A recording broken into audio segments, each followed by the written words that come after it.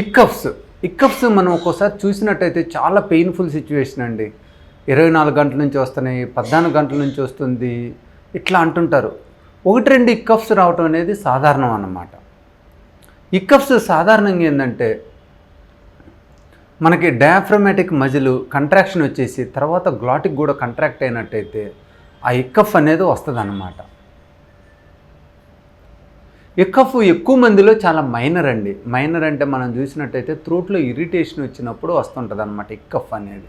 అక్కడ ఉన్న ఫెరెంజియల్ మ్యూకోజాలో ఇరిటేషన్ వస్తే ఎమ్మటే గ్లాటిస్ క్లోజ్ అయ్యి మనకి ఇక్కఫ్ వస్తుంది. యూజువల్గా ఎక్కువ మందిలో ఈ ఇక్కఫ్స్ అనేవి మనం కొంచెం నీళ్లు తాగి కొంచెం మాట్లాడకుండా ఉన్నట్టయితే యూజువల్గా తగ్గిపోతాయి. అందుకనే చాలామంది ఏమంటారంటే ఇక్కఫ్స్ రాగానే కొంచెం నీళ్లు తాగి షుగర్ ఇస్తారు. షుగర్ ఏం చేస్తుందంటే మన త్రోట్లో ఉన్న ఇరిటేషన్ని తగ్గిస్తుంది. ఎస్పెషలీ స్పైస్ నుంచి కానీ ఏదన్నా ఫారెన్ బాడీ పార్టికల్స్ నుంచి కానీ అక్కడ ఇరిటేషన్ వచ్చినట్టయితే అది తగ్గిస్తుంది. అందుకని ఎమ్మటి ఇక్కఫ్ రాగానే కొంచెం షుగర్ తీసుకోమంటారు. దాంతోపాటు కొంచెం ఇక్కఫ్ రాగానే కొంచెం ఏదన్నా నోట్లో వేసుకొని సప్పరించమంటారు.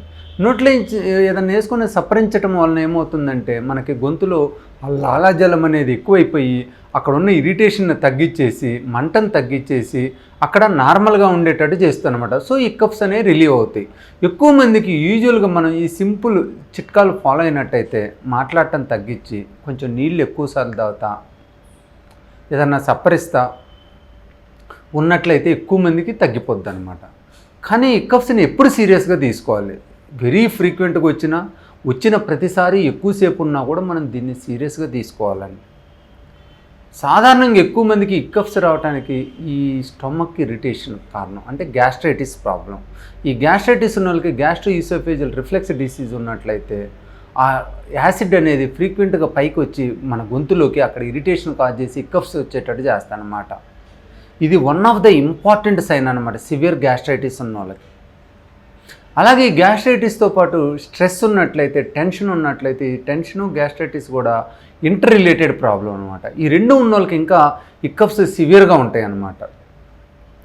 కానీ చాలా రేర్ సిచ్యువేషన్లో కార్డియాక్ ప్రాబ్లం ఉన్నా, కార్డియాక్ ఇన్ఫెక్షన్ ఉన్నా, ఎందుకంటే ఆ మిడియాస్టము హార్ట్ దగ్గర కూడా ఏదైనా ఇన్ఫెక్షన్ ఉన్నా కూడా మనకి ఇక్కఫ్స్ వచ్చే అవకాశం ఉంటుందన్నమాట. సో ఎప్పుడైనా ఇక్కఫ్స్ కంటిన్యూస్గా ఉంటున్నట్టయితే మనం ఫస్ట్ ఈసీజీ, ఎక్స్రే ఇవన్నీ తీసుకొని ఎమర్జెన్సీ ప్రాబ్లం ఏమీ లేదని చెక్ చేసుకోవాలన్నమాట. ఆ తర్వాత మనం అవసరమైతే ఇక్కఫ్స్ ఫ్రీక్వెంట్గా వస్తుంటే ఈ గ్యాస్ట్రోస్కోపీ కూడా చేసుకోవాలి. అప్పర్ జీ ఎండోస్కోపీ అంటాం. ఎందుకంటే చాలా ఎక్కువ ఎసిడిటీ ఉండి చాలా ఎక్కువ స్టమక్ ఇన్ఫెక్షన్స్ ఉన్నా కూడా ఈ ప్రాబ్లం వస్తూ ఉంటుంది అన్నమాట. దీంతోపాటు మనకు ఏదైనా గొంతులో ఇన్ఫెక్షన్స్ ఉన్నా, గొంతులో ఏదైనా గడ్డలున్నా కూడా ప్రాబ్లం రావచ్చు. అలాంటప్పుడు మనం లెరింగోస్కోపీ విధానం ద్వారా, గ్యాస్ట్రోస్కోపీ విధానం ద్వారా పూర్తిగా మనం అనటామికల్గా చెక్ చేసుకొని అక్కడ ఏమేమి ప్రాబ్లమ్స్ ఉన్నాయో అవన్నీ నయం చేసుకోవటం మంచిది. సపోజ్ ఇవన్నీ నయమైన తర్వాత కూడా పేషెంట్కి ఇక్కఫ్స్ వస్తుంటే వాళ్ళకి సైకియాట్రిస్ట్ ట్రీట్మెంట్ కూడా రేర్గా అవసరమైద్ది అన్నమాట. ఎందుకంటే స్ట్రెస్ ఉన్నా, ఎక్కువసార్లు వాళ్ళు ఇక్కఫ్స్ గురించి ఆలోచిస్తున్నా కూడా అది బిహేవియరల్ మైండ్ సెటప్ అంటాం అనమాట. దాని నుంచి కూడా ఈ ఇక్కఫ్స్ వచ్చే అవకాశం ఎక్కువ ఉంటుందన్నమాట. సో మనం అన్ని ప్రాబ్లమ్స్ని ట్రీట్మెంట్ ఇచ్చుకుంటా అన్ని రకాల వ్యాధులను రూల్ అవుట్ చేసుకున్నా కూడా ఇక్కఫ్స్ ఉన్నట్టయితే ఒకసారి మనం సైకియాట్రిస్ట్ చూపించి సైకియాట్రిక్ బిహేవియరల్ థెరపీ ఇచ్చినట్లయితే వాళ్ళకి ఇక్కఫ్స్ పూర్తిగా తగ్గిపోతాయి. నేను doctor Chhaava ఆంజనేయుల్ని, senior ENT స్పెషలిస్ట్ని and ENT సర్జన్ని. నేను ఇక్కడ హైదరాబాద్లో పంజాగుట్ట యందు ఏషియన్ ఈఎన్టీ కేర్ సెంటర్ని స్థాపించి ఏషియన్ ఈఎన్టీ కేర్ సెంటర్లకి చైర్మన్గా ఉంటా, దాంట్లో మెయిన్ వర్కింగ్ డాక్టర్గా ఉంటా. ఏషియన్ ఈఎన్టీ కేర్ సెంటర్లో మీకు అవసరమైన అన్ని రకాల పరీక్షలు, ట్రీట్మెంట్లు డెవలప్ చేయడం జరిగిందన్నమాట.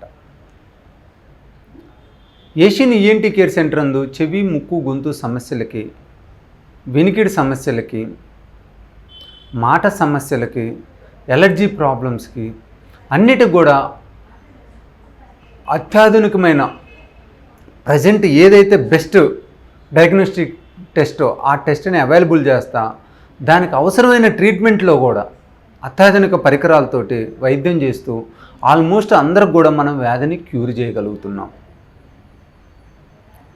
ఏషియన్ ఈఎన్టీ కేర్ సెంటర్ మీరు ఎప్పుడైనా కూడా సోమవారం నుంచి శనివారం దాకా ఉదయం 11 గంటల నుంచి సాయంత్రం 7 గంటల లోపల సంప్రదించి మీ ప్రాబ్లంకి సొల్యూషన్ తెలుసుకొని వివిధ రకాల పరీక్షల ద్వారా దానికి అవసరమైన ట్రీట్మెంట్ మెడికల్ కానీ, సర్జరీ కానీ, స్పీచ్ థెరపీ కానీ, హియరింగ్ ఎయిడ్ ట్రీట్మెంట్ కానీ, ఇమ్యూనోథెరపీ కానీ, అలర్జీకి ఇలా అన్ని రకాల వైద్యాలు ఉన్నాయి కాబట్టి మీ వ్యాధిని మీరు నయం చేసుకోవచ్చు.